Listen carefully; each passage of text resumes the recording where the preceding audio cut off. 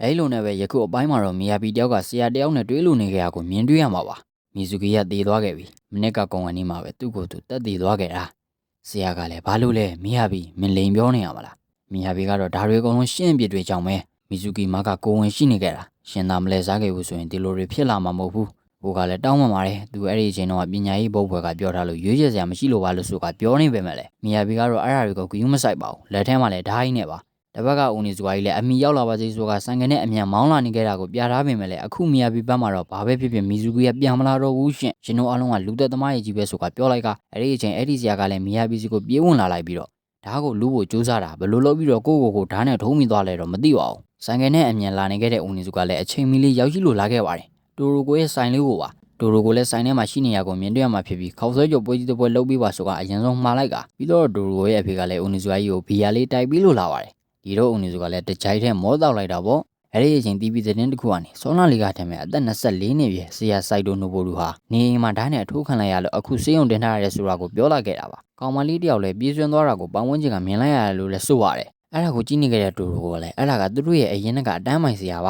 ါတစ်ချိန်တည်းမှာပဲဦးနေစုကကြီးစီကိုကျောင်းကြီးစီကဖုံးဝင်လို့လာခဲ့ပြီးတော့အခုရအဲ့ဒီဓာတုခံရတဲ့ကိစ္စကိုပဲလူချင်းတွေ့ပြီးလို့ပြောလို့နေခဲ့လိုက်တာပါအခုဓာတုခံရတဲ့ဆရာစိုက်တိုကအရင်ကအတန်း3လေးရဲ့အတန်းမိုင်မှာဆရာထက်တန်တဲ့ဆရာတယောက်လို့လည်းဆိုပြီးတော့ကျောင်းသားတွေအကုန်လုံးကလည်းသူ့ကိုသဘောကျချစ်ခင်ကြပါတယ်ပြီးတော့ကျတော့ဆရာဆိုင်တို့ကအတန်းထဲကမီဇူကီဆိုတဲ့ကောင်မလေးနဲ့ချစ်ကျွမ်းဝင်သွားခဲ့ကြတယ်အဲ့ဒါတွေကိုမီယာသမားတွေကလည်းဘလို့သိသွားလဲမသိတီးကုန်ကြတော့ဆရာဆိုင်တို့လည်းကျောင်းကနေထွက်သွားခဲ့ပြီးနောက်အဲ့ဒီကျောင်းသူမလေးမီဇူကီလည်းကျောင်းပြောင်းသွားခဲ့တာပေါ့သူ့ကိုအတန်းသားတွေအားလုံးမုံတီးသွားခဲ့ရတာကသူပြောခဲ့တဲ့စကားတွေကြောင့်လို့ထင်တယ်သူကတာဝန်အပြည့်ယူမယ်လို့ပြောပြီးတော့နှုတ်ထွက်စာတင်ခဲ့တာမီဇူကီနဲ့ပတ်သက်ခဲ့တာကိုလည်းလူများရှိမှမဟုတ်ပါဘူးဆိုပြီးတော့ညှန်းဆိုခဲ့တာပါအဲ့နောက်သူလည်းတခြားเจ้าမှာဆရာအဖြစ်ဆက်လုပ်နေတာဆိုတော့ကျွန်မလည်းအံ့ဩသွားတာပေါ့လို့ကျောင်းကြီးကပြောပြလိုက်ပြီးတော့ဦးနီစုကဆရာရင်းနဲ့ကျောင်းသားရဲ့ကြားမှာကောင်းမွန်တဲ့ဆက်ဆံရေးရဖို့ဆိုတာကခက်ပါတယ်ကျောင်းသားတွေဟာဆရာဘောကိုပုံပြီးတော့ယုံကြည်လာလေဆရာတယောက်ရဲ့စကားတခုကကျောင်းသားတွေကိုပို့ပြီးတော့နာကျင်လေးပဲဖြစ်မှာပါအဲ့လိုနဲ့ပဲမနက်ကြီးကိုရောက်တော့အတန်းသုံးလေးကကျောင်းသားကျောင်းတွေလည်းဆရာစိုက်တို့ဓာတ်နဲ့ထိုးခံရတယ်ဆိုတာကြားလိုက်တော့နဲတောင်နေသေးနောက်ထပ်တယောက်ကိုထပ်ပြီးတော့လဲစားဖို့လုပ်လို့အထိုးခံရနေမှာပေါ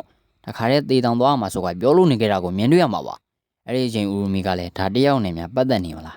းမီယာဘီကြောင်းမလာဘူးလေဆိုတာပြောလာပြီးတော့ဘာဖြစ်လို့လဲဆိုရင်မီဇူကီနဲ့မီယာဘီတို့ကငယ်ငယ်ကလေးကအချစ်ဆုံးငယ်တငယ်ချင်းနေမလို့ပါကဲခီကူဂျီဘာဆက်လုပ်ကြမလဲဆိုတာပြောလိုက်ပြီးတော့ဒီတော့ခီကူဂျီလည်းစစ်ဆေးကြည့်ဖို့လုပ်လိုက်ပါပြီပြီးတော့လည်းစစ်ဆေးမပြီးမချင်းတခြားသူတွေကိုမတရားသေးရမလို့ဒီကိစ္စကိုရှောက်မပြောနိုင်အောင်ဆိုတာလည်းပြောလိုက်ပါသေးတယ်တစ်ဖက်မှာတော့ဘုတ်ဖွဲကလူကြီးတွေလည်းဆရာဆိုင်တို့ဓာတ်နဲ့ထိုးခံရတဲ့ပတ်သက်ပြီးပြောလို့နေခဲ့ကြပါတယ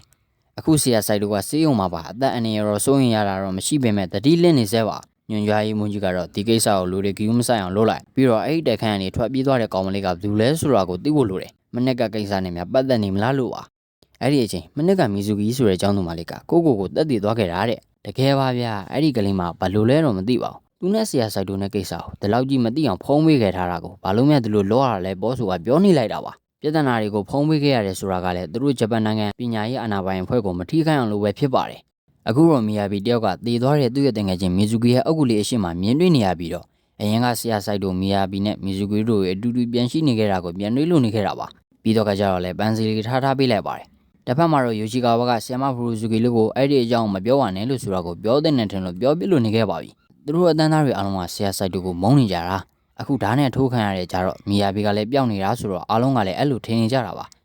အဲ့ဒီတော့ဆီယမနာဝကလည်းမီယာဘီကိုဆီယမဖရူဇူကီနဲ့ကြောင်းသားရဲ့အတူတူသွားရှာလိုက်သူကတော့ဆရာဦးနေစုကဝါပြောလိုက်မယ်ဆိုပြီးတော့ပြောလိုက်ပါတယ်အဲ့လိုနဲ့ပဲဆရာဦးနေစုကရဲ့အခန်းကိုသွားကြည့်လိုက်ပေမဲ့လည်းဆရာဦးနေစုကတော့မရှိပါဘူးဖုန်းကလည်းဆက်ပြီးထားတာကြောင့်ဆရာမဖရူဇူကိုလှမ်းပြီးတော့ပြောလိုက်တာပေါ့တကယ်တော့တပတ်ကဦးနေစုကရတော့ရူဂျီနဲ့အတူတူဘုံဆိုင်လေးထဲမှာထိုင်နေခဲ့တာပဲဖြစ်ပါတယ်သူအတန်းသုံးလေးကအရင်ကဆရာစိုက်တို့ရဲ့အကြောင်းကိုပြောပြလို့နေခဲ့တာပေါ့အခုခီကူဂျီတယောက်ကတော့ဦးရူမီနဲ့ဖုန်းပြောလို့နေခဲ့ပြီးသူရှာကြည့်ရတဲ့လောက်ကတော့ဆရာစိုက်တို့ငါတို့ရဲ့အကြောင်းကနေထောက်သွားပြီးရဲ့နောက်ကိုပိုင်ကျောင်းတစ်ကျောင်းမှာလှုပ်နေခဲ့တာဒီလိုမျိုးနာမည်ဆိုးထွက်ထားတဲ့ဆရာတယောက်ကိုပုံမှန်ဆိုရင်ကျောင်းတွေကတန်းပြီးတော့လက်ခံမှာမဟုတ်ဘူးကြည့်ရတော့ထင်တယ်လို့မျိုးနောက်ကမှသူ့ကိုထောက်ပံ့ပေးနေရသူရှိကိုရှိနေတယ်အဲ့ဒါကပညာရေးဘုတ်အဖွဲ့စီကညွှန်ကြားရေးမှုချုပ်ကြီးပဲဆရာစိုက်တို့ကငါတို့ကိုပြောခဲ့တယ်လေသူမီစုကွင်းနဲ့အတီတွဲတာပါတဲ့ဘာပဲကြုံလာရင်ဆိုင်မဲတဲ့ဒါပေမဲ့လည်းနောက်ဆုံးငါတို့ကိုလဲစားသွားခဲ့တာအဲ့ဒါကသူ့ကိုဖိအားပေးထားရလဲဖြစ်နိုင်တာပဲမီစုကွင်းနဲ့ဆရာစိုက်တို့ရဲ့ဖြစ်နေတဲ့တဲ့ရင်ကိုလူတီနေတဲ့နဲအောင်လို့ပါဘာဖြစ်လို့လဲဆိုရင်မီဇူကီကအရန်ထူးကျွန်းတဲ့ကျောင်းသူတို့ဖြစ်ပြီးတော့ကလေးတငယ်အခွင့်အရေးညီလာခံကိုတောင်မှတက်ရောက်ခွင့်ရတဲ့စံပြကျောင်းသူတို့အနေနဲ့ပါအဲ့လိုမျိုးဆရာနဲ့သတင်းတွေထွက်သွားတာဆိုတော့မီဒီယာတွေရဲ့အကြိုက်ပေါ့အဲ့ဒီတော့ပညာရေးဘုတ်ဖွဲ့ကသူတွေလည်းသူတို့ရဲ့တိတ်ခါကြမှာဆိုတဲ့အတွက်ဆရာဆိုင်တို့ကိုဖိအားပေးခဲ့တာရှိမှာပြောပြလိုက်ပြီးတော့အခုဥရူမီရောက်နေတာကတော့မီဇူကီရဲ့အုပ်အရှိမှာပါ စောနာတော့ကတောင်မီဇူကီရဲ့အမိနဲ့တွေ့လာရဲဆိုကမီဇူကီကိုတက်တည်သွားခဲ့တဲ့အဓိကအကြောင်းရင်းကသူ့မှာကိုဝင်ရှိနေရလဲဖြစ်နိုင်တယ်ဆိုတာပါအဲ့ဒါကိုမနေ့ကနေ့လဲလောက်ကလည်းမီယာဘီကိုပြောပြလိုက်သေးရဲဆိုကဆိုလာတော့နားလဲသွားခဲ့ရပါပြီအဲ့အချိန်မှာပဲဆီယမဖူဇူကီကိုလည်းရောက်ရှိလို့လာခဲ့ပါတယ်တစ်ဖက်ကဦးနေစုကရတော့အခုဒီဘီယာတောက်လို့ကောင်းနေစေပါမိုရိုင်းတို့တွေကလည်းအခုမီယာဘီကိုရှာနေရပြီးစောနာလေးကတည်းကဘူတာယုံနားမှာတွေးခဲ့တယ်ဆိုလို့ပါခီကူဂျီကတော့အခြေအနေမကောင်းပညာရေးဘိုးဝယ်စီယုံသိလားအဲ့ကိုအမြန်သွားလိုက်တော့မီယာဘီကိုတားမှဖြစ်မယ်ဆိုပြီးပြောနေလိုက်တာပါအဲ့ဒီအချိန်ဆီယမဖူဇူကီတယောက်လည်းသူ့မှာရူဂျီရဲ့ဖုန်းနံပါတ်ရှိနေရကိုတတိယလိုက်ပြီးတော့အဲ့လိုနဲ့ပဲဖုန်းလန်းဆက်လိုက်ကဦးနေစုကရှိလားပေါ့ဖြစ်ကြောင်းတွေကိုပြောပြလိုက်ပြီးတော့အဲ့လိုနဲ့ပဲခဏကြာမှတော့ဦးနေစုကလည်းစံကိန်းနဲ့ထွက်လို့လာနေခဲ့ပါပြီကြည့်ရတာကတော့မီယာဘီကဆီယာဆိုင်တို့ဆာဆက်တင်နေရကိုတီးသွားပုံရတယ်ဆီယာဆိုင်တို့နဲ့ပညာရေးဘိုးဖွဲ့တို့ပေါင်းပြီးတော့မနေ့ကကိစ္စကိုဖုံးကွယ်ဖို့စူးစမ်းခဲ့ကြတာကိုရောပေါ့အဲ့ဒီအပြင်ကမှသူ့ရဲ့တင်ငယ်ချင်းမီဇူကီဘာလို့တက်တည်သွားခဲ့ရတာလဲဆိုတော့ကိုတိလိုက်ရတဲ့အခါစိတ်မထိန်နဲ့ဖြစ်သွားခဲ့တာလည်းဖြစ်နိုင်တယ်ဘာဖြစ်လို့လဲဆိုရင်မနေ့ကဖြစ်ခဲ့တဲ့ကိစ္စတွေရောမီဇူကီတည်သွားတဲ့ကိစ္စတွေရောကပါတရင်ထဲမှာတစ်ခုမှပါမလာခဲ့တာမလို့ပါသူတို့ရဲ့အာဏာနဲ့ဖုံးပြီးထားပစ်လိုက်တာလို့မီယာဘီအတွက်ကတော့သူ့ရဲ့တင်ငယ်ချင်းတည်ရှိမှုကိုပါဖျောက်ဖျက်ပစ်တယ်လို့စူးစမ်းခဲ့တာကိုပဲမြင်စေခဲ့တာလေအဲ့ဒါကြောင့်မလို့ပေါ့အခုဆိုရင်တော့မီယာဘီတယောက်လည်းဘိုးဘွဲကလူတယောက်ရှိနေတဲ့နေရာကိုရောက်လာခဲ့တာကိုပြထားပါတယ်ငါရဲ့အခြေဆုံးတင်ငယ်ချင်းမီဇူကီကအများတန်းပြုံးပြပြီးတော့နေတဲ့တာလေဒါပေမဲ့လည်းဆီယာဆိုင်တို့ရဲ့လေစားတော်ကိုခံပြီးတဲ့အခါမှာတော့ဆက်ပြီးတော့ပြုံးပြမနေနိုင်တော့ဘူးကျမတို့ရဲ့တက်ခန်းလုံးကဆီယာဆိုင်တို့ကိုချစ်ခဲ့ကြတာမီဇူကီကတော့တကယ်ချစ်မြတ်နိုးသွားခဲ့ရတာပြောပြလိုက်ပြီးတော့ရှင်တို့ရဲ့အားလုံးကလှည့်စားခဲ့ကြတာလေကောင်းမလေးဒါဆိုမင်းကဆီယာဆိုင်တို့ကိုဓာတ်နဲ့ထိုးခဲ့တဲ့သူလားတစ်ဖက်မှာတော့ဦးနီဇူကကြီးလည်းအမီရောက်လာပါစေဆိုကပြောနေခဲ့ပြီးတော့လာနေခဲ့တာကိုမြင်တွေ့ရမှာပါမီယာဘီတယောက်ကတော့ဓမြောင်ကိုထုတ်ကအဲ့ဒီလူကြီးရဲ့အနာကိုတဖြည်းဖြည်းကတ်သွားလို့နေခဲ့ပါပြီတို့လူကြီးလည်းလမ်းနေရကငါဘာမှမလုပ်ခဲ့ပါဘူးကွာကြောက်ကြောက်နဲ့ပဲပြောနေကြတော့နောက်ကနေဦးနီဇူကကြီးလည်းဆိုင်ငယ်နဲ့ရောက်ရှိလို့လာခဲ့ပါတယ်မီယာဘီစီကနေဓာတ်ကိုလွှင့်ပစ်လိုက်ကကလေးကဓာတ်နဲ့မစော့အောင်ဆိုကပြောနေပြီးရုံးမလုံနေကြလို့ချုပ်ထားပေးလိုက်ဟာကမီယာဘီကတော့ရှင်တို့လူကြီးကိုမုန်း